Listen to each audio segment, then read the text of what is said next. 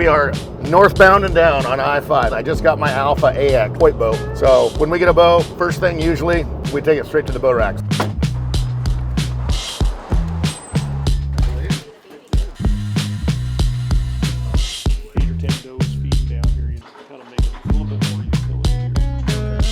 If you don't know about the bow rack, check it out. It's the biggest bow shop probably in the Western United States. So check it out. We will start building within the hour. We're going to walk you through the whole process of what a professional bow shop, best bow shop in the country, how they set up a bow. Made it to the bow rack. We've got our new bow for Wayne to set up. If you haven't been to the bow rack in a while too, look at this. The bow rack used to end right there. Add on huge part, big old shooting lanes. We'll go show you real quick that, but it'll be good to see Wayne. Gonna throw a Hamsky new V2 Epsilon on there. It's the best of the best here as far as limb driven, in my opinion, definitely. Is it? Oh yeah. Okay. Yeah, I've told this to everybody for years. I mean, we've probably sold Hamsky for 13 years, and in 13 years we've had one quad rollover that broke one, and had another guy drive over one that broke it. Nice. Outside of that, no failure. Wow. And I cannot say that about anything else. Gotcha. I don't want coming loose, so put just a little. So you just throw a little Loctite in there? Good old red Loctite on there, so not coming loose. These are like tips and stuff that not everybody uses, right? That Yeah. When you've done thousands and thousands, probably. Yeah, exactly. And I got my wife's here. Clean this window up a little bit, just because, the whole manufacturing process, it may have something on it that isn't going to allow it to stick. Good old lacquer thinner, it cleans everything good. The same thing on this, is that we clean this good so everything sticks good. So, yeah. So, I mean, if there's Just some tips. Just some tips. Thread, everything, I dress all my threads. And good old, string wax. I mean, because, bolts, mild steel and aluminum, they get kind of tacky. Mm-hmm. And so, we don't want that. We want it to go in hard. And then if you ever need to take it, take the rest off, put on a different bow, or you're going to upgrade a rest or something, if you've got it in there, one thing with string wax and threads, it's never going to come loose because I can get it so much tighter, because it doesn't just chink like that and then vibration chink and it's loose. I can get it with thread dressing, like string wax thread dressing. Yeah. See, I can get it really super tight, like that, really tight. And then I just make sure that I'm plumb here, and I kind of like an old carpenter, I just eyeball everything, so make sure everything's plumb. Now, if this is touching the riser, bad deal? Yeah, and it's not. Okay, it doesn't look like it, but I'm just saying. You can barely see daylight. You can see daylight through. Yeah, but barely. You want it back as far as you can? I do. I pull these back as far as I can, but just so I'm clear, and it's I could slip a piece of paper in there. So do you do the rest first every time? Just because? Generally. Generally. Is there a reason there, or just? Yeah, because everything builds up around the rest. Everything else I'm going to do, because I need to set the center shot. Do you have a stabilizer? No. You shoot a stabilizer? No. You should. Probably. Every bow needs a stabilizer. Everybody does. Everybody's doing it. No, every bow needs a stabilizer. I just never have, really. I just try to hold the bow steady. I don't know if we have a... You're different. Just hold it still. I thought that's a stabilizing technique. Well, you got a little one here, so they give you one. They make you one, shoot one anyway. But no, and the thing is so all your newer compound bows, as far as center shot. So centering is super important. So I'm really picky on center shot. Okay. And so when I get this far, of course I'm going to throw an arrow on there. We're going to center this thing. So centering is back in the old days, we used to have to move an arrow rest to center everything. But these stabilizer holes, the limb bolts, and the cams are all in a circular line with the center of the handle. Gotcha. Almost every single bow is center line design. I mean, PSE came up with that 100,000 years ago. Okay, so back center of all. Back in the 90s, they used to advertise center line design, and so centering is just like with a traditional bow. You come up, you point your hand, and you anchor in line with your eye, and you release, and you're pointing at the target, it's going to go where you're looking, right? So that's centering. So back in the old days, we used to have a move compound bow rests right and left to tune them, right? Which was horrible because there was nothing you could do up here. So now the way all the bows are designed is, you know, we have little tiny thousandths shims up here that we go a few thousandths one way or the other, and it changes the rotation of the cam for tuning, you know, for shooting through paper to get perfect, you know, bow holes through paper. You know, and so centering has been a thing for a long time. So I'm really picky on centering. So I always throw a stabilizer on here just so I can get my perfect center. And see, I can do it with this one, but you know, just for general use. Just for something bigger, I got you. Yeah, Sean's a great guy. Sean's super guy. Yeah. So, you know, I like his design because I mean, basically this is purely weightless and all your weight's out here. So the inertia is going to just help you steady up quite a bit. And then, of course, when you're carrying the bow and you throw it on your pack, it's just right Wayne there. does all the time. Yeah, No I one never carry my bow, right? No, you don't. And you have Good weird guns. pants. And you have weird short pants. That's not weird. Your pants might be weird. That's a fact. My shorts are pretty cool. Your capris. Capris. Yeah. We stretch this, so you know all these parachute cords have stretch in them. But you know when we tie this around this, and we stretch this, see that'll stretch, and so then you don't have to constantly be. If you get stretching the cord, it just takes it up. And tension, I've never really found where tension on a limb-driven rest makes any difference in point of impact. Oh, really? I've tested it. You know, light or heavy or anything, it doesn't really do anything. So you know, and you being an old rigger, you know, I always double lasso these. Because, you know, you got the space, why not? So I always double lasso these and then put a square knot on it. So it's kind of like anything. You go around twice, it's not It's going to be twice as good. well, it's not going to slide. So about right there, it looks like perfect center with the stabilizer. Yeah. I see. That makes it a lot easier, doesn't it? Yeah. And so, you know, there's all kinds of lasers. There's, you know, guys that have things that flip, and I'm just an old carpenter, you know. I just like, if you're used to looking at string lines, I mean, that's a string line. It is. Yeah. I mean, everything's squared off of strings. That is a fact. Yeah. So anyway, so we're all good there. So now we can tighten up the cord.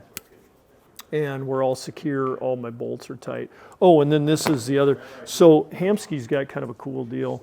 And so I drop the launcher down as far as I can. And so it's got a deal right here on the bottom where it's got a lock screw and a screw, and you can kind of feel it go down. So it just gives you more travel. And so I always drop the travel on these. So that's the set screw. So if I pull that down and I put that Allen in there, and you can feel the launcher arm drop just slightly. Interesting. Yeah, so that just comes down a little bit. So there's no chance of contact any way, shape, or form. And not that it would ever contact before, you know. And then that just tightens back up, and then that can never move. And you can actually raise the travel too, but I'm not worried about raising the travel. Gotcha. You know, it's the down travel that it just goes a little tiny bit further. No way, like if you're shooting big fletches, like blazer fletches or something, there's no way it can contact. Right. And these are good strips. I mean, these are some little adhesive strips. And it's all just noise dampening stuff. Well, right? You know, if Trent's chasing a bull, and you know, all of a sudden you come around a corner and the bull's standing like literally right there, and your arrow goes, you know, flip flop, and you're going to draw your bow.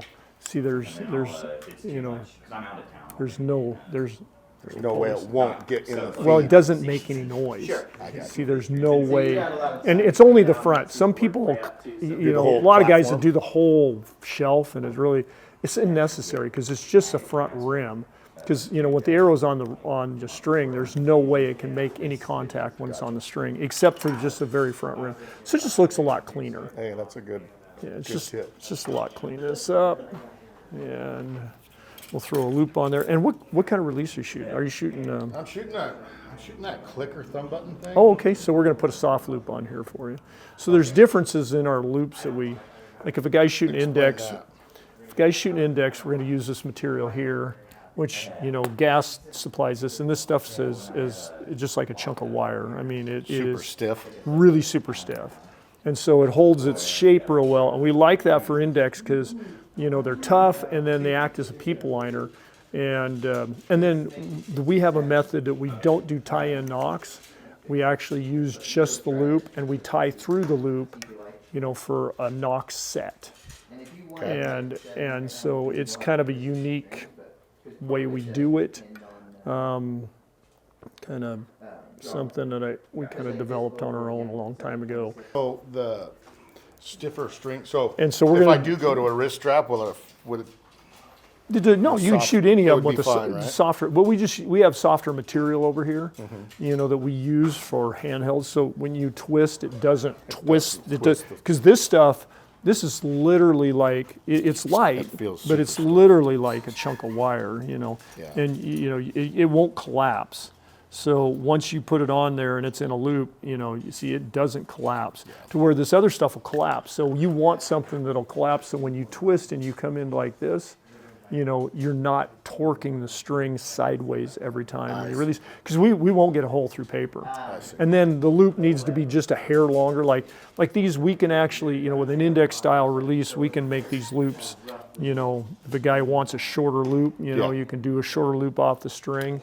And it's not a problem because it's stiff and he's not going to get in unless he shoves his release forward. He's not going to have a problem with the nocks, you know, or anything like that, to where you cannot do that with a handheld. You need room to twist and come, so there's this ideal length with the wrist strap. So, and you're twisting in like this, or are you? No, I'm twisting in. Yeah. So we need to be. Yeah. Might hit something now.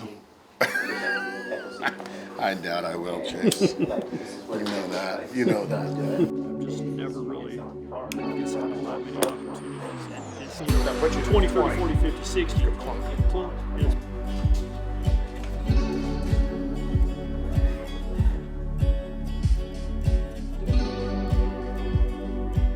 So I mean, for example, he goes, well, I want.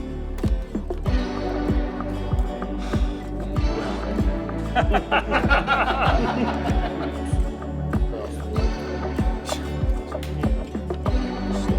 as close as you can get it.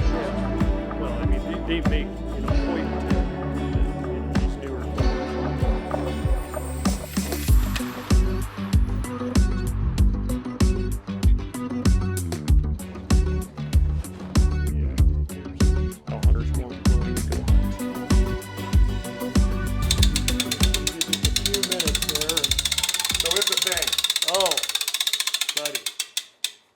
First thing we're going to fix. You know, we want totally even wheel timing. Show that to Chase real quick, like, okay. Yeah, see we're touching here and see we're open here and right out of the box, you know. So we need to fix that right out of the box. Okay. So what's the first thing we're going to do?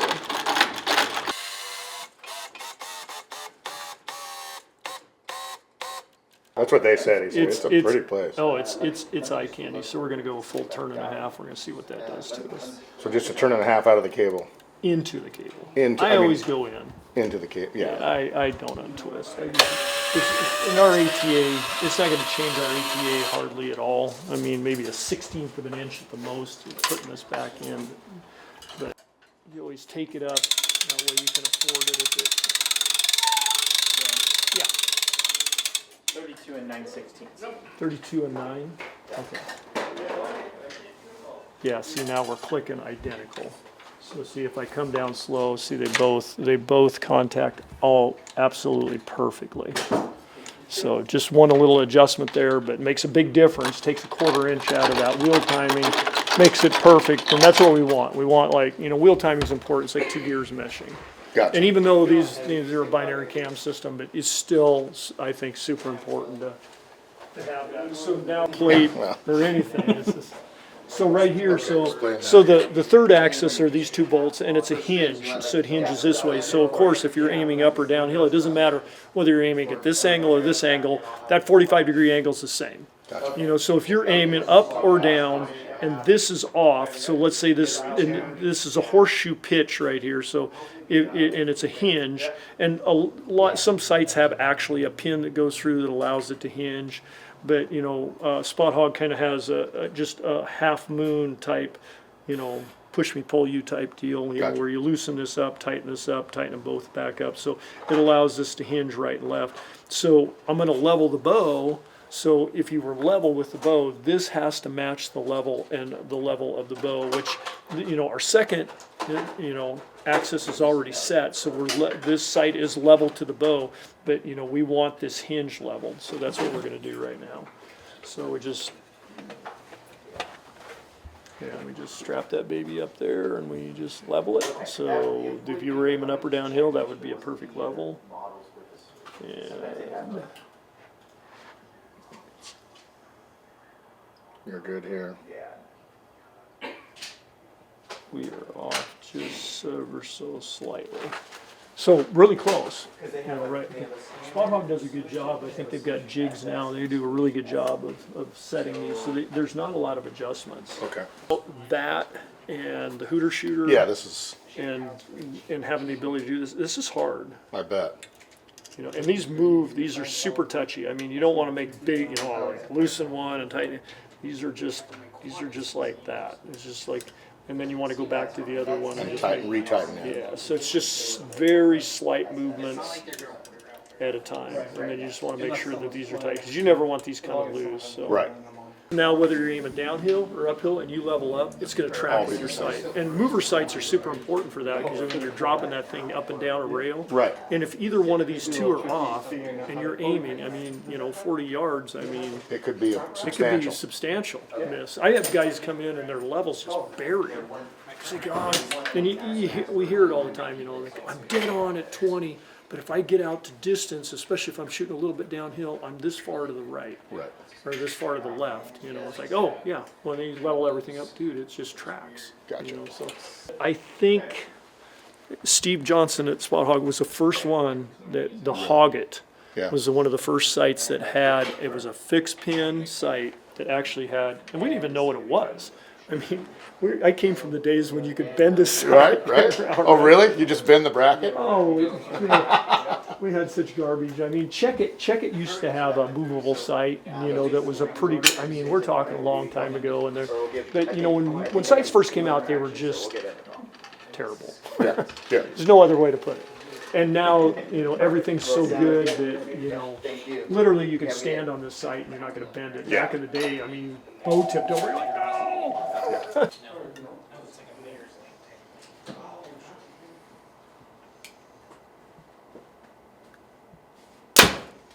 Yeah, so we're high and we're. Okay. So that's always my thing. So we're gonna rip left again, but I want to make sure I get this correct. And see, once I get that correct, I can start monkeying around with tying a knock in there. Gotcha. Tie-in knock, and Smooth. Was it? Yeah. Both smooth. Was the peep real high? No, it's actually pretty darn good. Oh, yes. Right. I like this one for hunting because you know you just click it to reset it, and you don't have to cock it. So see, that's what we did. So we drop that. We're just ever so slightly on the high side, and usually when I tie in knocks, they wind up tail low. So I'm going to tie in a knock, and maybe that'll bring that down just slightly. But we're going to get rid of that left hair, and just that right there. Because you're kind of in here like this. Let's just see if it makes any significant difference before we start moving things. I like it. Let's do that. Yeah, and then pressure here, so heel in. Okay. So you're heeling in, and then a little softer touch on the face. So yeah, pull back just with the face, just slightly. Yeah, soft touch. There we go. Try that. Oh, so see, we took 90% of that out with a grip. Just with a grip and that. With a grip and a softer touch. Mm-hmm. And we're still going to fix this. Right. This is but you know, less severe. That's 3/4 less. Yeah. Okay. So anytime you're ripping left, you're going to move these cams to the left. Move the So cams you to the follow left. You follow it. Just like a sight then. Yeah, you follow it. Okay. Heavy rope like in the gym, and so you whip the rope, to the left, it's going to roll to the left. So you whip the rope to the right, it's going to roll to the right. So as you're firing this bow, the cams are actually throwing the string just a hair to the left. And so when we change these and we move it over, it's going to change the position of the cam. So when you fire it next time, it's going to throw that string straight. Gotcha. And then of course, the more adjustable they are, I could have left you where you were at, Right. with the front grip, and I could tune it to you. But it's better to have you have less torque and then do a little bit of manipulation with the cams on how it's throwing the string. Gotcha. So that's just what's important is getting that position set, because split limb bows, that cam is moved in there a little bit, and it changes the position of how that cam sits. Now I've seen guys like, oh, it's sitting crooked. Well, every bow has lean. Do they? At relaxation. What's important is when the bow's firing and how it's throwing that string. Gotcha. Yeah. This is why you go to a pro shop that's done thousands of these, is because these little nuances like this, like these little spacers and stuff like that, I don't have access to that at the house.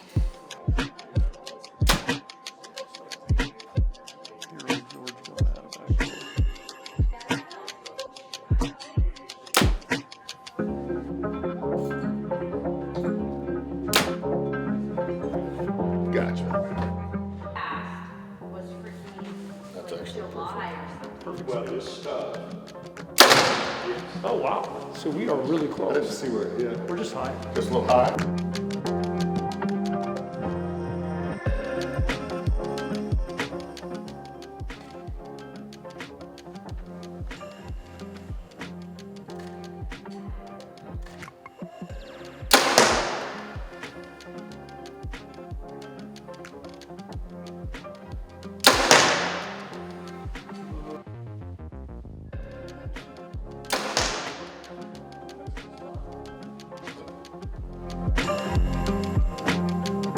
All right, shop tour. New duds. We kind of expanded here. The whole bow case went down. I think we moved it about 6-7 feet. So this was old range, and now we have our keep hammering wall. So all the guests that come here that have shot a bow and done the lift, run, shoot with Cam, we've got here with all of his keep hammering swag. The Jocko stuff is a new addition too. We've got coolers filled with all the Jocko stuff back here, where that's kind of a new fun thing. And then we've turned this into a call wall. So we've got all of our Riven, new born and raised meat bags, Phelps, bro calls. Coming back here, that's kind of our shipping area. And Wayne's desk there. We've got kind of our media area here. Out here, all the way out here. We got a nice new range finally. So we've got all the way out to 30 yards on the back wall. And we are soon going to have a 24-hour access. So you can come through this side door 24 hours. We just have to get the app up and going, but we're almost there. And then people can just buy a membership and shoot 24 hours. So that's pretty cool. That's awesome. It's run through an app? Yeah. So it's like a gym app. It's like a gym app, so they'll just buy what they want. If you think you overbought and you're not using it that much, you can just on your own phone control it. So literally, we don't do anything. 6 o'clock at night, we drop this gate, and then it just separates the shop, and then there's a new restroom over in the corner, so you can just come in here and shoot however long you want. So yeah, this is kind of, we've never had this. Usually all our arrow shafts, we're just tucked in our storage room or our arrow room. Now guys, if they're building their own, they can just come grab what they want. There's like arrow wraps, vanes, glue bottles, like all kinds of arrow saws. So, a bunch of cool stuff for guys that are just building their own. They don't have to now go to the arrow people and go, hey, I need this and this and this. They can kind of pick most of it right here. Little tree stand area, tree stand stuff. Safety harnesses. Gosh, what else? Yeah, a lot of this is just kind of tree stand stuff. Black Rifle coffee, supplements are just kind of a hot mess right now, but this is the time of year everyone's buying them, so that'll thin out here in a little bit. We've got our kids' bows on the end, little Genesis bows. And then, yeah, it kind of goes back into, all this section was pretty much the same before, with just all the gear for the bows, sights, rest, broadhead wall stayed the same. But, oh, and we do have our tuning room. This is what's nice. This over here used to be the old office. And so now we can just tune guys right here, shoot through paper without walking them all the way onto the range and back. And so this has worked out really, really slick to just have everybody right here. And then when they're actually ready to sight in, they can go out to the range and get dialed that way. And we doubled our work areas too. We used to have one little workstation. All the guys are crammed in, and now we got spot for two. So yeah, we feel like we have all this room now, even though we kind of don't. We're filling it fast, yeah. And the pull-up bar. You gotta get the pull-up bar. That was a new addition. Oh, I saw videos. Yes. That's awesome. Yeah. So that's about it.